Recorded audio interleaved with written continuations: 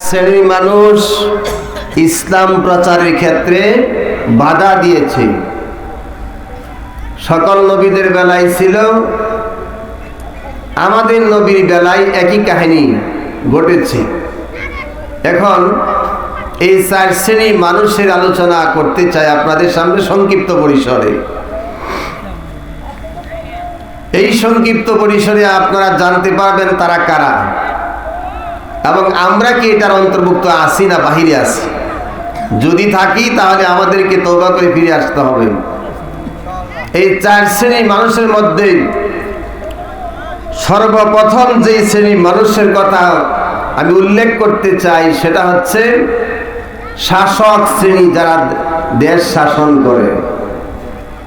শাসক শ্রেণী যারা দেশ শাসন করে, এরা যুগে যুগে যত নবী রাসূল এসেছেন সকল নবী রাসূলের দাওয়াতের ক্ষেত্রে তারা বাধা সৃষ্টি করেছে। নবী রাসূলদের বাধার ক্ষেত্রে তারা পাহাড়ের মতন শক্ত হইয়া ভূমিকা নিয়েছে, কিন্তু কিছু করতে পারে নাই। বাধা দিয়ে কিছু করতে পারে নাই। তো বাধা যারা দিয়েছিল তারা আগেও আছে, ছিল, এখনো আছে, পরেও থাকবে। এই শাসক শ্রেণীর মধ্যে দুনিয়ার সবচেয়ে কুখ্যাত এবং বিখ্যাত এবং সবচেয়ে ঘৃণিত এবং লাঞ্ছিত, অপমানিত, যার নাম কোরআনে আল্লাহ পাক উল্লেখ করেছে ফিরাউন হিসাবে, তার আসল নাম ছিল রামসিস, অথবা আরেকটা নাম ছিল তার তারেক। ইতিহাসে এগুলাই পাওয়া যায়। সে মুসা আলাইহিস সালাম যখন তাওহীদের দাওয়াত দিলেন, এক আল্লাহর ইবাদতের দাওয়াত দিলেন, তখন সে বিরোধিতা করেছে। কিন্তু দাওয়াতের কার্যক্রম যারা পরিচালনা করে এই সমস্ত মানুষের কাছে গিয়ে এটা কঠিন না সহজ? কঠিন। তারপরেও আল্লাহর বিধান যখন বাস্তবায়ন করা লাগবে তখন এটা তাদেরকে করতেই হবে। আল্লাহ রাব্বুল আলামিন হযরত মুসা আলাইহিস সালামকে যখন নবুয়ত দান করলেন, নবুয়ত দান করে যেই ফিরাউন মুসা আলাইহিস সালাম যাতে দুনিয়াতে আসতে না পারে এই জন্য বহু চেষ্টা সে করেছে, কারণ তার চিন্তা ছিল মুসা যদি জন্ম নেয় তাহলে তার রাজত্ব ধ্বংস হয়ে যাবে, তার রাজত্ব টিকবে না, এটা ছিল তার চিন্তা। এই জন্য মুসা আলাইহিস সালাম যাতে দুনিয়াতে আসতে না পারেন, স্বামী স্ত্রী একসঙ্গে অবস্থান করাকে নিষিদ্ধ ঘোষণা করলো। পাশাপাশি ছেলে সন্তান হইলে মেরে ফেলতে হবে, মেয়ে সন্তান হইলে বাঁচায় রাখতে হবে। আল্লাহ রাব্বুল আলামিন এই ফিরাউনের কাছে তাওহীদের দাওয়াত নিয়ে আল্লাহর পথে ফিরে আসার জন্য আল্লাহ মুসাকে দায়িত্ব দিলেন। আল্লাহ পাক বললেন ইযহাব ইলা ফিরআউনা ইন্নাহু তাগা। হে মুসা, তুমি ফিরাউনের কাছে যাও, কারণ সে রাষ্ট্র ক্ষমতাপী, সে বড় অহংকারী হয়েছে, বিদ্রোহী হয়ে উঠেছে, সে রাষ্ট্র ক্ষমতা পেয়েছে। জন্য এইখানে একটা শিক্ষার বিষয় আমাদের রয়েছে। মানুষ যখন রাষ্ট্রীয় ক্ষমতা পায় তখন সে অহংকারী হয়ে যায়, বিদ্রোহী হয়ে যায়। তখন তার মন মোতাবেক, তার চিন্তা চেতনা মোতাবেক মানুষের উপর অবিচার এবং জুলুম করতে থাকেন। আল্লাহ রাব্বুল আলামিন মুসা আলাইহিস সালামকে যখন দাওয়াতের কথা বললেন, তিনি গিয়ে দাওয়াত দিলেন। ফিরাউন তেলে বেগুনে জ্বলে উঠল। আল্লাহ রাব্বুল আলামিন কোরআনে কারীমের মধ্যে উল্লেখ করেছেন, সূরা মুমিনের 23 নম্বর আয়াতে আল্লাহ বলছেন, ওয়ালাকাদ আরসালনা موسى بآياتنا وسلطان مبين إلى فرعون وهامان وقارون فقالوا ساحر كذاب আল্লাহ পাক বলেন আমি মুসা আলাইহিস সালামকে আমার পক্ষ থেকে সুস্পষ্ট প্রমাণ এবং দলিল সহকারে আমি ফিরাউনের কাছে প্রেরণ করলাম এবং হামান ছিল তার মন্ত্রী, তার কাছে পাঠালাম। কারণ ছিল ধনীদের সম্রাট, তার কাছে প্রেরণ করলাম। তিনটা লোকের কথা আল্লাহ পাক এখানে উল্লেখ করেছেন। এখানে একটা চিন্তার বিষয় আছে, খেয়াল করার বিষয়। যেই ব্যক্তি রাষ্ট্রের প্রধান হয়, প্রধানমন্ত্রী হোক অথবা রাষ্ট্রপতি হোক, যেই নামেই সে দেশ চালায়, প্রধানমন্ত্রীর সঙ্গে রাষ্ট্রপতির সম্পর্ক থাকে। যদি রাষ্ট্র ব্যবস্থায় প্রধানমন্ত্রী থাকে, রাষ্ট্রপ্রধান না থাকে, তাহলে তার সাথে আরো দুষ্ট কয়েকজন সহচর থাকে, যেই সহচরগুলি তাকে সবসময় প্ররোচনা দেয়।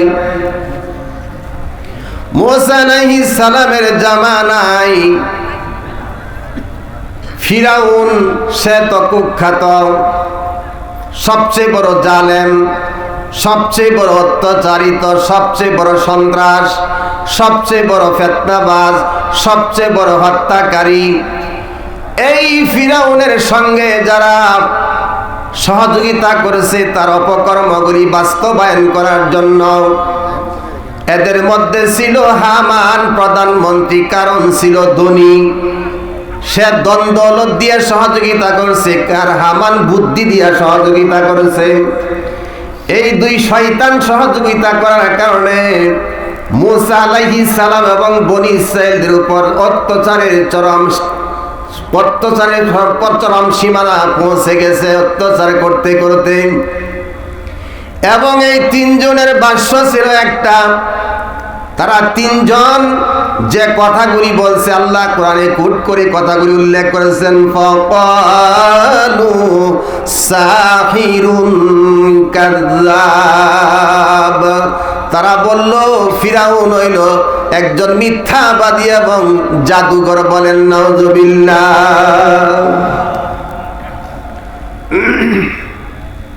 এই কথাটার একটু মিল দেই বর্তমান বিশ্বের সাথে এবং বাংলাদেশের সাথে।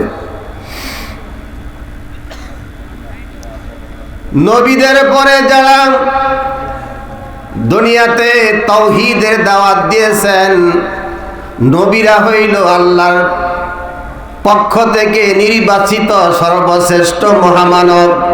যে নবীর জামানা, যে যুগে যে নবী এসেছেন, সেই নবীদেরকে বিভিন্ন মন্তব্য এই রাষ্ট্রপতি, প্রধানমন্ত্রী তারা করেছে। ঠিক যেমনি ভাবে মুসা আলাইহিস সালামের ব্যাপারে তারা বলল সে জাদুকর, চরম মিথ্যাবাদী, ঠিক এমনি ভাবে নবীদের পরে যারা দুনিয়াতে তাওহীদের দাওয়াত দিয়েছেন, এক আল্লাহর ইবাদতের দাওয়াত দিয়েছেন, তাদেরকে তারা মিথ্যাবাদী, জাদুকর, এই সমস্ত উপাধি তারা নবীদেরকে দিয়ে তো এই দুর্নামগুলি তাদের ব্যাপারে বলতো।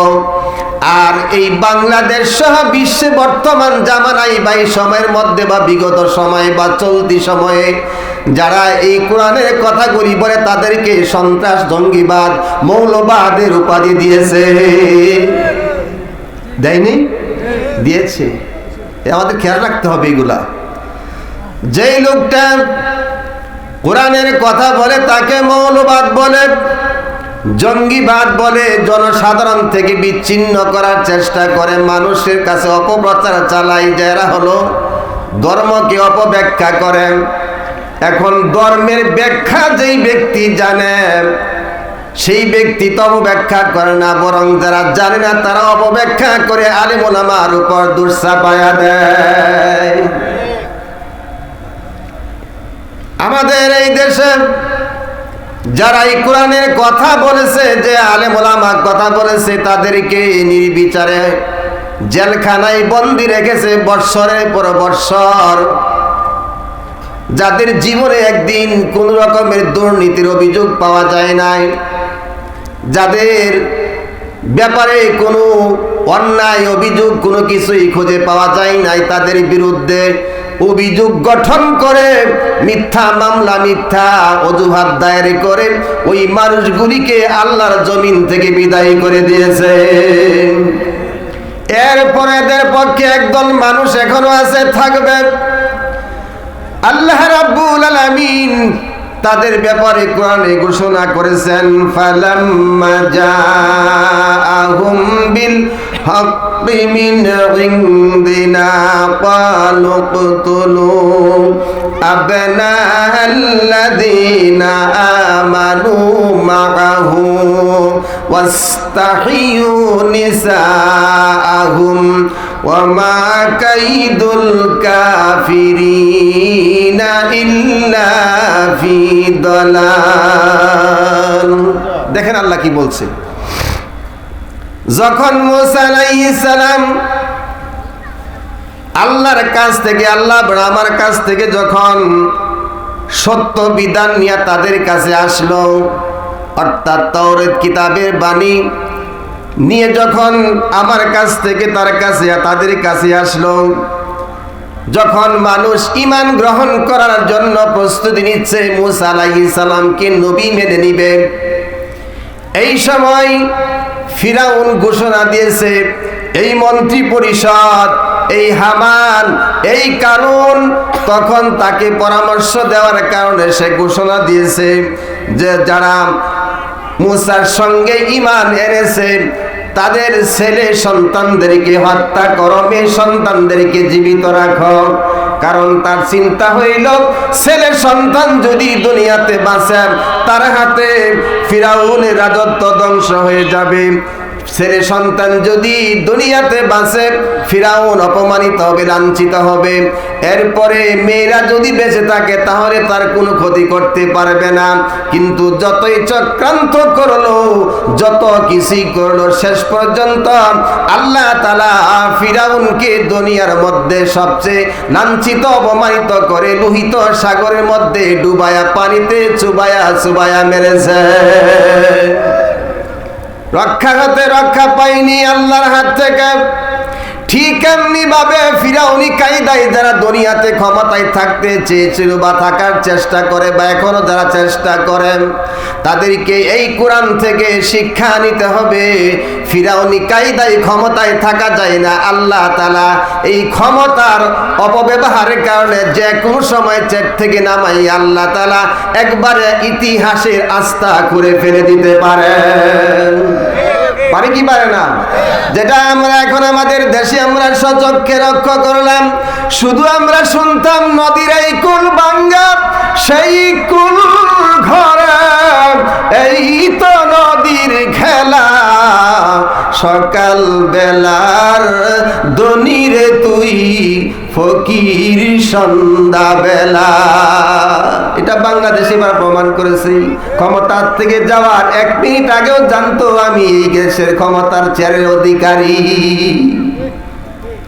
শিক্ষা নেওয়া দরকার, ফিরাউন থেকে শিক্ষা নেওয়ার দরকার। ফিরাউন এত কিছু করলো, তার ক্ষমতা চলে যাবে এই কারণে 12,000 বনী ইসরায়েলের শিশুকে হত্যা করেছিল।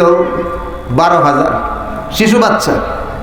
তার চিন্তা হইল এটি বাঁচলে আমার অবস্থা শেষ। পরে অবস্থা শেষ হয়েছে না রয়েছে, তার অবস্থা শেষ। কিন্তু আল্লাহ তাআলা এই জানোয়ারকে কোরআনে বলছে, যখন সে বলছে আমি ঈমান আনলাম, এখন বনী ইসরাইলের উপর, বনী ইসরাইলরা যেই মাবুদের উপর ঈমান আনছে, আমি সেই মাবুদের উপর ঈমান আনলাম। আল্লাহ তাআলা তখন বলছেন এখন এই কথা কস আলান, অথচ তুই ছিলে ফিতনাবাজ, সন্ত্রাসবাদ, তুই ছিলে হত্যাকারী, তুই ছিলে দুনিয়ার সবচেয়ে নিকৃষ্ট মানুষ। আল্লাহ রাব্বুল আলামিন তখন তার ঈমান আনার কথাটা গ্রহণ না করে আল্লাহ তার জন্য একটা ঘোষণা দিলেন ফালিয়াউমা নুনাজ্জিকা বিবাদানিকা লিতাকুনা লিমান খালফাকা আয়া ওয়া ইন্না কাসীরাম মিনান নাসি আন আয়াতিনা লাগাফিলুন।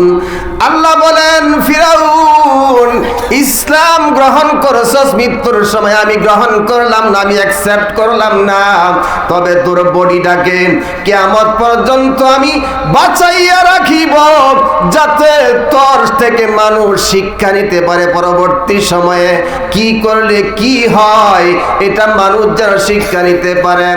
কিন্তু অধিকাংশ মানুষই আমি আল্লাহর নিদর্শন থেকে গাফেল, অমনোযোগী। আল্লাহ তাআলা শিক্ষাটা বলে দিলেন, আর এই প্রমাণস্বরূপ তার লাশ দুনিয়াতে রাখছেন। কত বছর ছিলেন পানির নিচে? মুসা আলাইহিস সালামকে যখন দাওয়া করেছিল, লোহিত সাগরে যখন নিমজ্জিত হয়েছিল, এরপর থেকে প্রায় ৩,৫০০ বছর পরে এই লাশটাকে উঠানো হয়েছে। ৩,৫০০ বছর পরে মাছেও খায় নাই, কোনো কিছু ধরে নাই। কারণ কি? আল্লাহ পাকের নিষেধাজ্ঞা। আল্লাহ বলছে, সূরা ইউনূস পড়বেন, পাবে এটা, ফালিয়াউমা নুনাজ্জিকা বিবাদানিকা লিতাকুনা লিমান খালফাকা আয়া। আজকে আমি তোর বডিটা বাঁচায় দিলাম, কিয়ামত পর্যন্ত পিছনে যারা আসবে তারা যেন এটি শিক্ষা নেয়, নিদর্শন হয়ে থাকস তাদের কাছে, যারা রাষ্ট্রপ্রধান হবে, যারা রাষ্ট্রের মালিক হবে, যারা প্রধানমন্ত্রী হবে, যারা রাষ্ট্রপতি হবে, তারা যেন শিক্ষা গ্রহণ করে যে আল্লাহর বিরুদ্ধাচরণ করলে, আল্লাহর আইনের বিপক্ষে গেলে, নবী রাসূলের বিপক্ষে গেলে কি পরিণাম হয়, কি দুর্গতি হয়, কি অসুবিধায় পড়া লাগে, এটা যেন তোর থেকে শিক্ষা গ্রহণ করে সঠিকভাবে সে চলাফেরা করে। কিন্তু আফসোস, এই দেশে, এই মুসলিম কান্ট্রি তো মুসলমানরাও এই বিধানের প্রতি লক্ষ্য করে না, কিন্তু আল্লাহ তাআলা ঠিকই সেটা বাস্তবে দেখায় দিলেন। এরপরে আল্লাহ বলেন, মা কাইদুল কাফিরিনা ইল্লা ফি দালাল। শয়তানের চক্রান্ত ব্যর্থ হবে, আল্লাহ পাকের ঘোষণা। কার ঘোষণা? আল্লাহ পাকের ঘোষণা। এই জন্য যখন কোনো মুসিবত উপরে আসে, তখন সেই মুসিবতে ধৈর্য ধারণ করে সেটার মোকাবেলা করা। কারণ মোকাবেলা করতে গিয়ে আপনার কষ্ট হবে, কিন্তু কষ্ট হলেও যদি আপনি টিকে থাকতে পারেন, তাহলে আপনার হয়তো সাময়িকভাবে কষ্ট, সাময়িকভাবে আপনার জীবন চলে যেতে পারে, কিন্তু এর বিনিময়ে আল্লাহ তাআলা বিজয় দান করে পরবর্তী জাতি ভাগ্য আল্লাহ পাক খুলে দিবেন। বলেন সুবহানাল্লাহ। এখন এই ফিরাউন যেই কায়দায় কথা কইছে, এই কথাগুলি বেশিরভাগ রাষ্ট্রপ্রধানরাই বলে থাকে, এবং যারা প্রধানমন্ত্রী, রাষ্ট্রপতি আছে তারা বলে থাকে। কোরআন বলছে, وقال فرعون ذرني أقتل موسى وليدع ربه إني أخاف أن يبدل دينكم أو أن يظهر في الأرض الفساد। ফিরাউন বলল, আমাকে ছেড়ে দাও, আমি মুসার রবকে হত্যা করবো। নাউজুবিল্লাহ। অর্থাৎ 450 বছর রাজত্ব করছে, তো জ্বর আসে না, সর্দিও করে না, এত মনে করছে যে এই খুদা। এখন তার চিন্তা হইল, বলছে আমাকে ছেড়ে দাও, আমি মুসার রবকে হত্যা করব, মুসাকে হত্যা করব। সে তার রবকে ডাকুক, আক্তুল মুসা, আমি মুসাকে হত্যা করব, এবং সে তার রবকে ডাকুক বা তার রবের শরণাপন্ন হোক, দেখি তার কে বাঁচায়। এবং সে তার জাতির কাছে এই কথা বলছে, ইন্নী আখাফু আন ইউবাদদিলা দীনাকুম, আমি আশঙ্কা করি যে মুসা তোমাদের ধর্ম পরিবর্তন করে দিবে। কি ধর্মটা তার? তার সেজদা করে মানুষ, খুদা বলে দাবি করে, আর মানুষ তাকে রব বলে স্বীকার করে। এখন সে বলতেছে যে মুসা আলাইহিস সালাম তার ধর্মকে পরিবর্তন করবে, তাদের ধর্মকে পরিবর্তন করবে। তো আল্লাহ নবীকে পাঠাইছেন, মুসাকে পাঠাইছেন আল্লাহ নবুয়ত দিয়া, ধর্ম দিয়া, যেই ধর্মের উপর ভিত্তি করে চলাফেরা করলে দুনিয়া আখিরাতের কল্যাণ হবে, সেই ব্যক্তিকে বলছে যে সে ধর্ম পরিবর্তন করে লাইব। এখনো এক শ্রেণীর মানুষ এই কথা বলে, যখন আলেম ওলামা কোরআনের কথাগুলি বলতে থাকে তখন তারা বলে যে এরা হইলো খালি রাজনীতি করে, ইসলামের নামে খালি রাজনীতি করে। তো রাজনীতির আয়াত কোরআন থেকে বাদ দিবেন কিভাবে?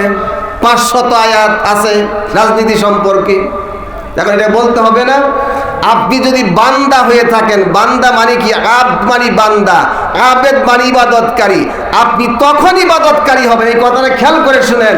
আপনি তখন ইবাদতকারী হবেন যখন আল্লাহর যাবতীয় হুকুম মানবেন, যাবতীয় নিষেধ পরিহার করবেন, তখন আপনি আল্লাহর বান্দা হবেন, আপনি ইবাদতকারী হবেন। আর না হইলে আপনি আংশিক ইবাদতকারী, পূর্ণ ইবাদতকারী না।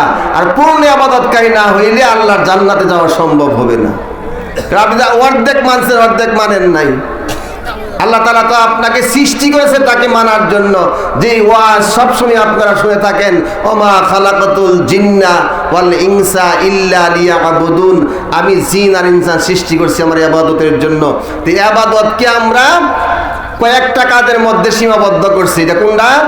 যে নামাজ, রোজা, হজ, যাকাত, কালিমা, ঈমান, এই 4-5টাকে আমরা ইবাদত বানায় আনিছি। এখন যেই আল্লাহ তাআলা কোরআনের মধ্যে সুদ খাওয়া হারাম ঘোষণা করলেন, এটা যখন আমরা না মানবো তখন কি আমি ইবাদতকারী হইতে পারবো?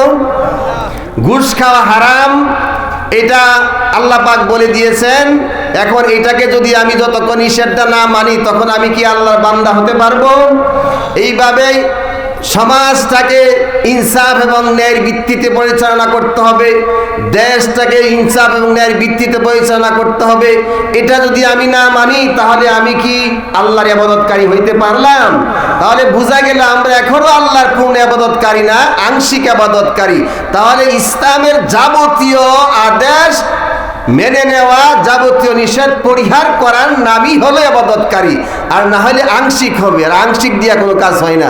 মাইক এখানে 2টা দেখেন মাউথ পিস দেওয়া আছে, এটা যদি এখন এখান থেকে সরায় ফেলা হয় আর আওয়াজ এইভাবে হবে না, কয়েকজনে মাত্র শুনতে পারবেন, বাকিরা শুনবেনই না। তাহলে পূর্ণাঙ্গ থাকতে হবে, আংশিক দিয়া কিছু হবে না। তাই এই ফিরাউনি কায়দায় যারা দুনিয়াতে এখনো কথা বলে, এদেরকে অবশ্যই কোরআন থেকে শিক্ষা নেওয়া দরকার যে এই অবস্থানে যদি চলাফেরা করি তাহলে আমাদের অধপতন, আমাদের দুর্দশা, আমাদের জীবনে বিপদাপদ আসবে এবং ধ্বংস আমাদেরকে হতেই হবে। বরং যাদের বিরুদ্ধে ষড়যন্ত্র করব তাদেরকে আল্লাহ তাআলা বিজয় দান করবেন। আল্লাহ বলছেন কি? ওয়ালা তাহিনু ওয়ালা তাহজানু ওয়া আনতুমুল আ'লাউনা ইন কুনতুম মুমিনিন। ভয় করিও না, চিন্তিত হইও না, বিজয় তোমাদের জন্য সুনিশ্চিত যদি তোমরা মুমিন হয়ে থাকো। বিজয়ের জন্য মুমিন হওয়া লাগবে, এছাড়া সম্ভব না। এবার আল্লাহ তাআলা আয়াতের মধ্যে বলেন, আমরা যারা ঈমান আনছি আমাদের ব্যাপারে আল্লাহ তাআলা এই কথাগুলি বলছেন। ঈমানদারদের মধ্যে যারা অন্যদিকে ফিরে যায় তাদের কথাগুলি আল্লাহ এখানে বলছেন।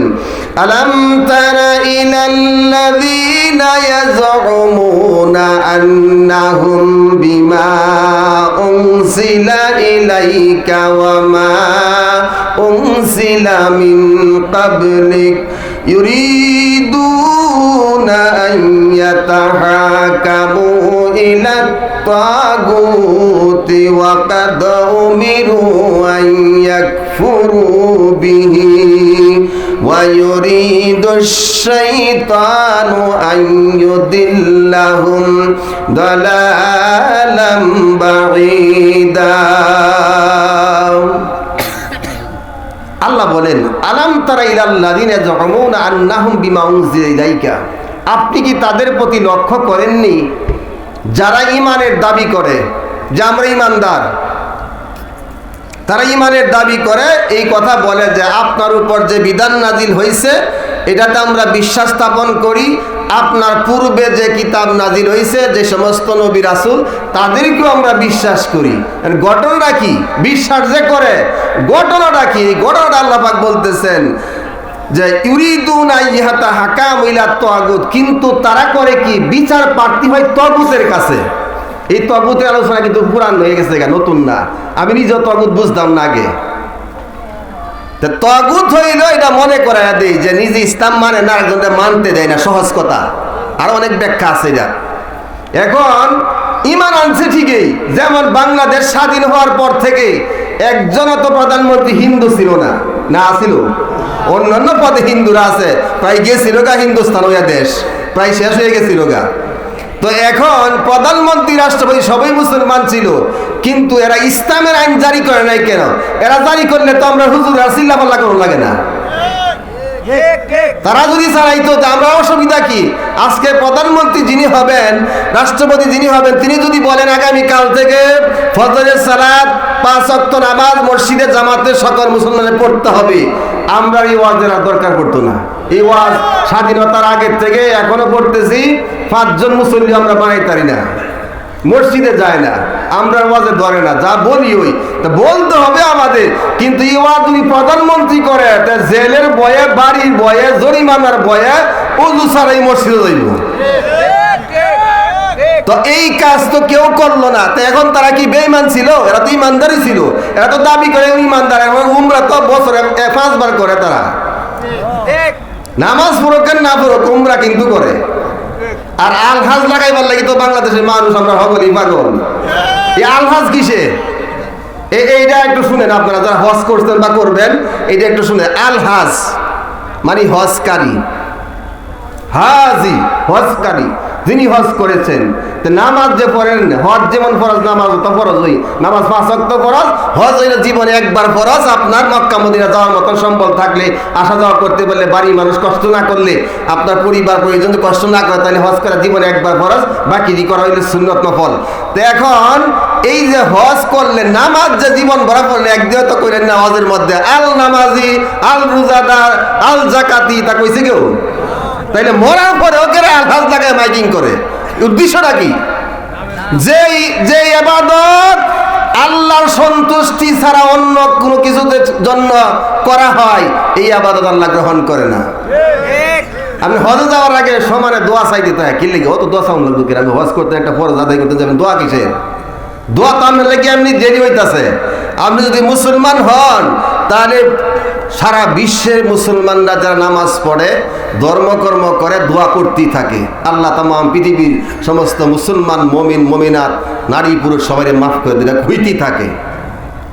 এরপরে জানাজা হইতেছে, জানাজার মধ্যে দোয়া হইতেছে আমাদের জন্য, আল্লাহুম্মা গফিরলি হাইয়িনা ওয়া মাইয়িতিনা। এমন কোন দিন আছে জানাজা হওয়া যায়?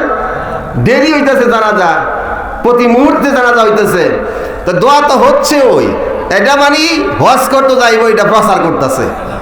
মসজিদে দোয়া আছে, আচ্ছা চায়েন, কিন্তু ভিতরটা ঠিক রাখেন যে আর আমাকে হাজি যাতে না বলে মানুষ, আমি একটা ইসলামের গুরুত্বপূর্ণ বিধান পালন করতে যাচ্ছি, এটা যেন সঠিকভাবে করে আসতে পারি, এবং এটা করে এসে আল্লাহর কাছে দোয়া খায় ওইখানেও করা, দেশ আইসাও করা, যাতে আপনার এটা না আসে। যাই হোক, বলতেছিলাম যে এই লোকগুলি ছিল প্রধানমন্ত্রী, রাষ্ট্রপতি মুসলমান, কিন্তু নামাজের কথা যদি তারা বলতো, তাহলে আজকে নামাজি সংখ্যা মসজিদে জাগানো হইতো না, আরো মসজিদ বানানো হইতো। কারণ এত কোটি মুসলমানের দেশে মসজিদের সংখ্যা হিসাবে কমই, যদিও মসজিদ ঘন ঘন, কিন্তু কয়টা লোক মসজিদ? 200-250 লোকের মসজিদ তো নাই, এক দেশের মুসল্লি এরকম মসজিদ প্রায়।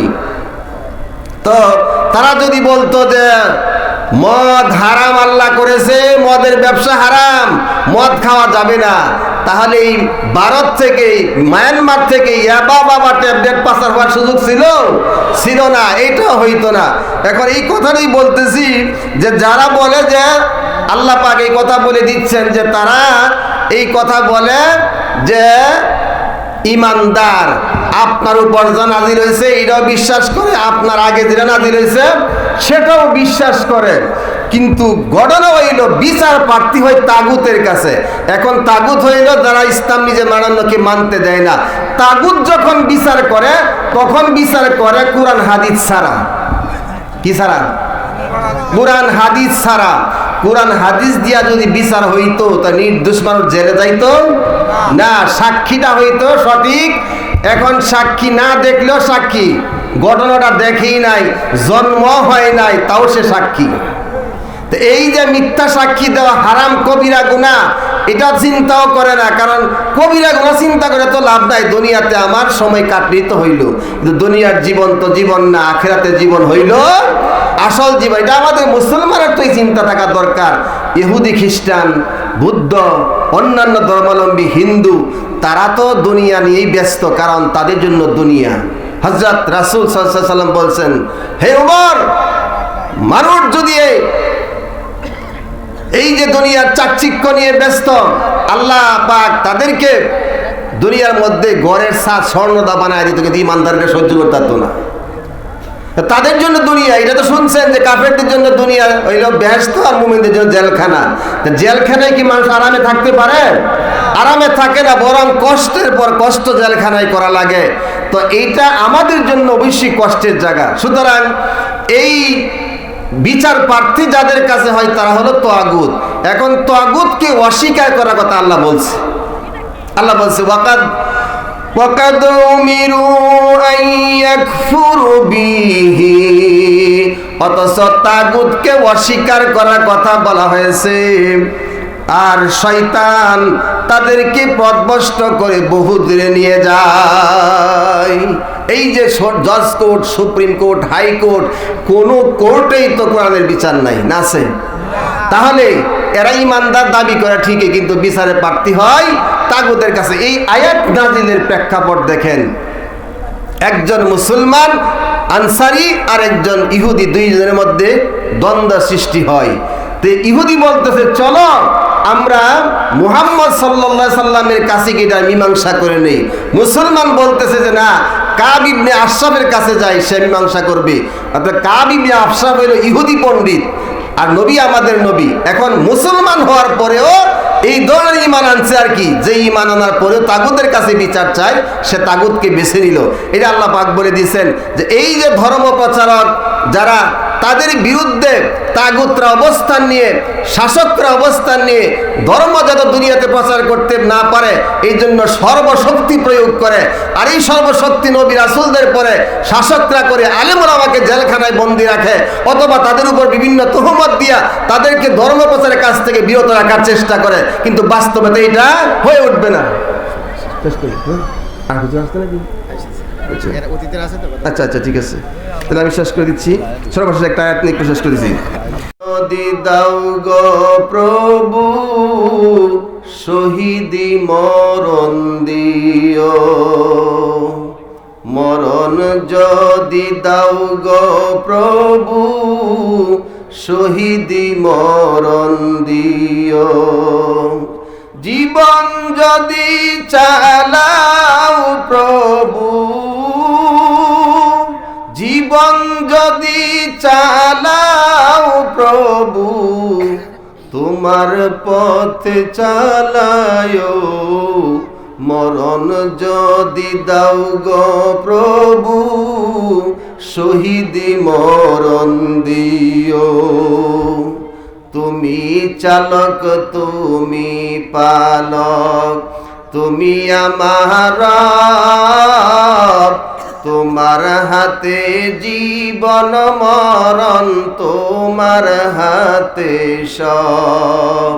তুমি চালক, তুমি পালক, তুমি আমার রব, তোমার হাতে জীবন মরণ, তোমার হাতে সব। তোমার পথের পথিক করে, তোমার পথের পথিক করে আপন করে নিও, মরণ যদি দাও গো প্রভু শহীদি মরণ দিও। তুমি বাঁচাও, তুমি মারো, তুমি সকল আধার, তুমি আবার করতে পারো অথই নদী পার। তুমি তুমি বাঁচাও, তুমি মারো, তুমি সকল আধার, তুমি আবার করতে পারো অথই নদী পার। চলতে গিয়ে পথ না পেলে, চলতে গিয়ে পথ না পেলে পথের দিশা দিও। মরণ যদি দাও গো প্রভু, শহীদি মরণ দিও। তুমি চাওয়া তুমি পাওয়া, আমি তোমার লাগি তোমার পথে শহীদ করে নাও গো কাছে ডাকি। তোমার পথে আমার জীবন, তোমার পথে আমার জীবন কবুল করে নিও। মরণ যদি দাও গো প্রভু, শহীদি মরণ দিও। জীবন যদি চালাও প্রভু, জীবন যদি চালাও প্রভু, তোমার পথে চালায়ো। মরণ যদি দাও গো প্রভু, শহীদি মরণ দিও। আসসালামু আলাইকুম রহমতুল্লাহ।